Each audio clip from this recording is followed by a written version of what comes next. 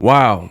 Terrence Bud Crawford finally admits that he didn't want to fight Shawn Porter initially based on their friendship.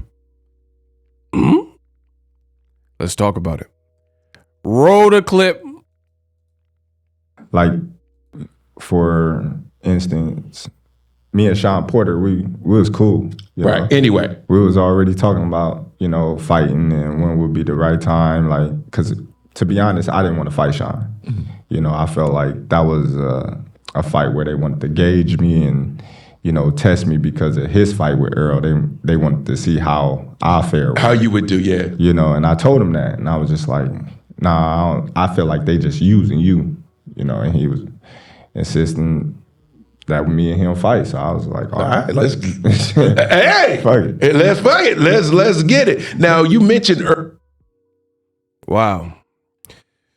So, what up, Fight World? It's your boy Ego, and I'm back with some more boxing. That was Terrence Crawford in a recent interview, and he said that, honestly speaking, he didn't want to fight Shawn Porter. He says they had talked about it, but he didn't really see them necessarily fighting.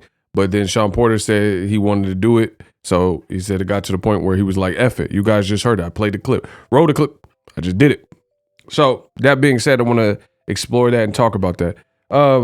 This is not too surprising. We heard that they were friends, but I'm going to be real. Like I always am on my channel. Make sure you guys SLC, subscribe, like, and comment. It waters down the Shawn Porter victory for me. I'm not speaking for anybody else. It's still an accomplishment that Terrence Crawford has achieved. He became the first person to stop Shawn Porter. That's a fact that, you can't take anything away. But for me, I'm telling you, it waters down because famously, Terrence Crawford just told you in that interview, he says, I told Shawn Porter that I think they're trying to play you because they're trying to use your performance with Errol Spence and my performance versus you if we fight, which they did fight, and gauge. They're using it as a barometer, as a gauge to see, how I fare versus Shawn Porter versus how Errol Spence did. And here's the thing. This is why it waters it down for me, Ego, Boxing Ego, you on my channel, and this is my opinion.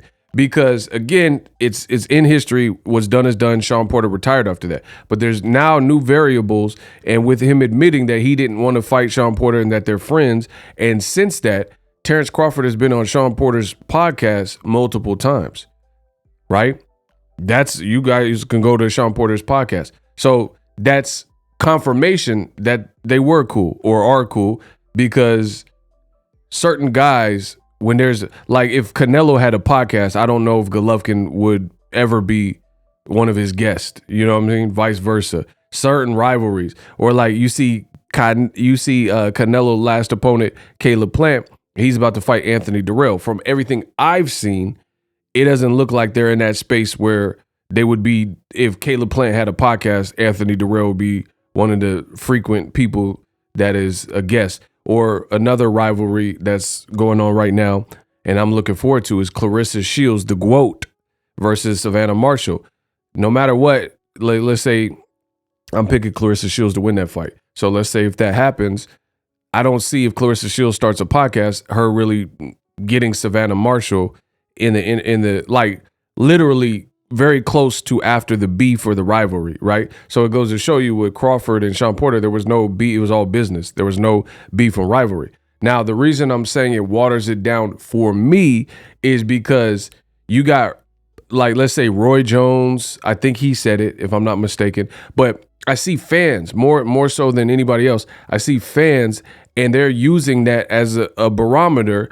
And I don't think, with all the variables that we know about it, I don't think it's the same or a fair barometer at this point. That's why I'm saying it waters it down, because although the man you see on the screen, Terrence Crawford, was able to stop Shawn Porter, they keep admitting this friendship. There's pictures of them. I'd already told you the podcast.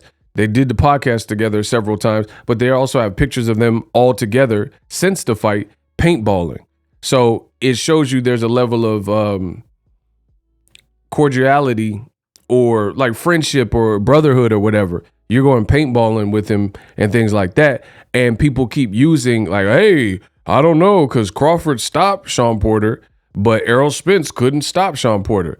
But with the information that is out, Errol Spence, can we say that the version of Shawn Porter that he fought was the same as Shawn Porter when we know there's this background inherent friendship that has been revealed from all parties? Shawn Porter said that he's always been cool, with Terrence Crawford, and Terrence Crawford is saying it, and he said it before, and he just said it again. I played it for you. Versus, and here's the other thing. When Errol fought Shawn Porter, he was a champion. These are facts.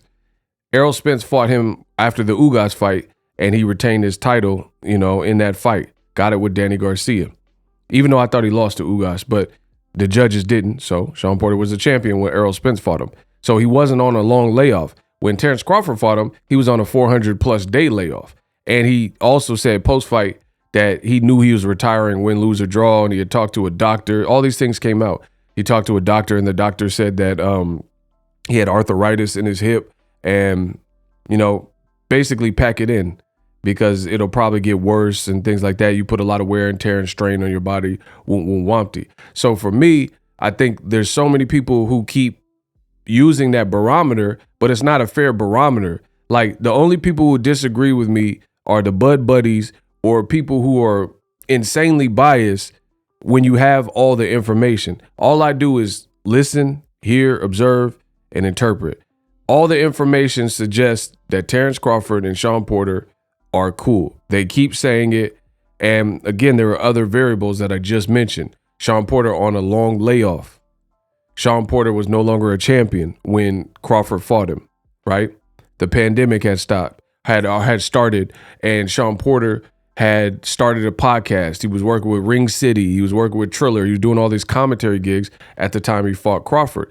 These are the variables. And that being said, the fight was still competitive. The fight was still competitive. But if you want me to use Shawn Porter being stopped by one guy versus Errol Spence and Shawn Porter, I'm not going to do it because there's too many variables that are known about that make it different fights. That's like Floyd Mayweather, Zab Judah fought Carlos Baldomir under a certain set of circumstances when Baldomir was relevant. Canelo fought him after the fact, and Baldomir was doing all this stuff that later got him arrested, and he was 40 years old. It's not the same. See, what the greatness about me and my channel is I take everything on a case-by-case basis, and I interpret and look at the facts. That's it. So with the facts I know, the Shawn Porter that fought Errol Spence was a champion, and he appeared hungrier and more determined. The other thing is Errol Spence was like making fun of Shawn Porter's shoes and his style of dress, these types of things. So, and he was like, man, you fight like you can't swim, like you drowning, you fight like an in-shape street fighter. And there was this tension building versus there was no personal disdain or real beef. It was all business with Crawford and Shawn Porter. So for the reasons illustrated in this video, I'm not interpreting that as like that absolutely, solidifies who wins the Errol Spence and Crawford fight based on the mutual opponent, because they fought the mutual opponent under different circumstances.